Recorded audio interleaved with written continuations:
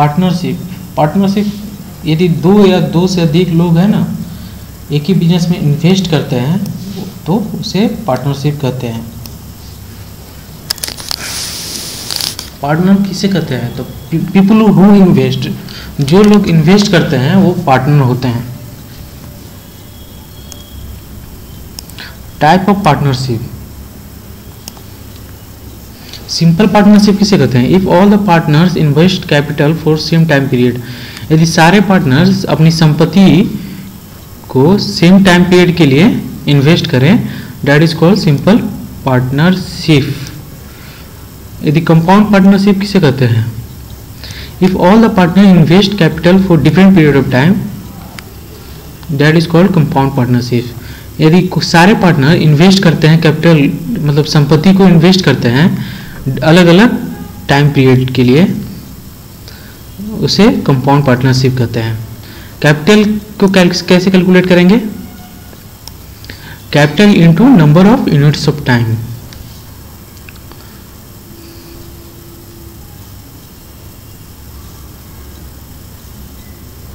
Different cases of problems of partnership.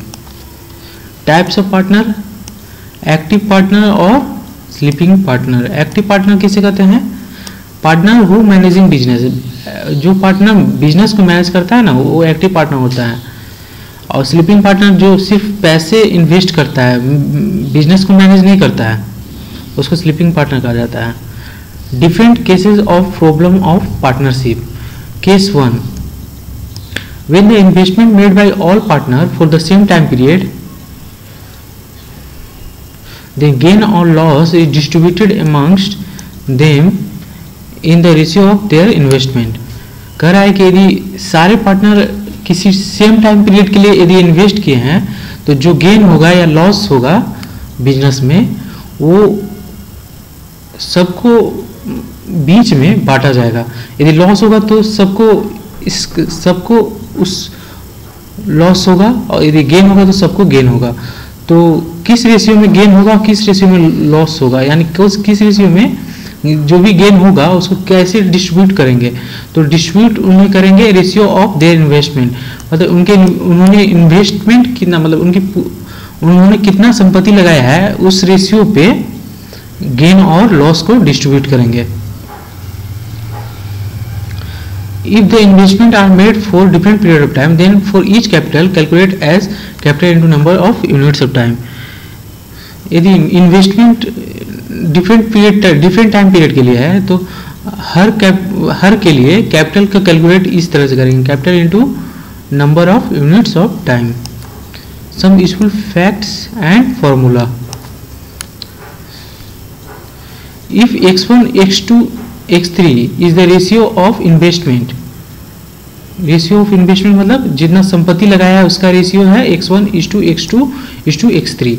और ratio profit कितना है? P1 P3 P1 P2 P3, ये profit का रेशियो है। तो टाइम पीरियड का रेशियो क्या होगा? तो P1 by x1 P2 by x2 P3 by x3।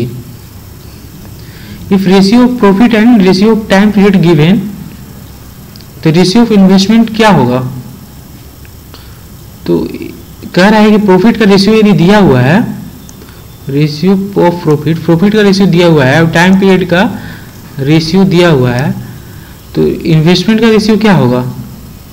तो P1 by T1 P2 by T2 P3 by T3।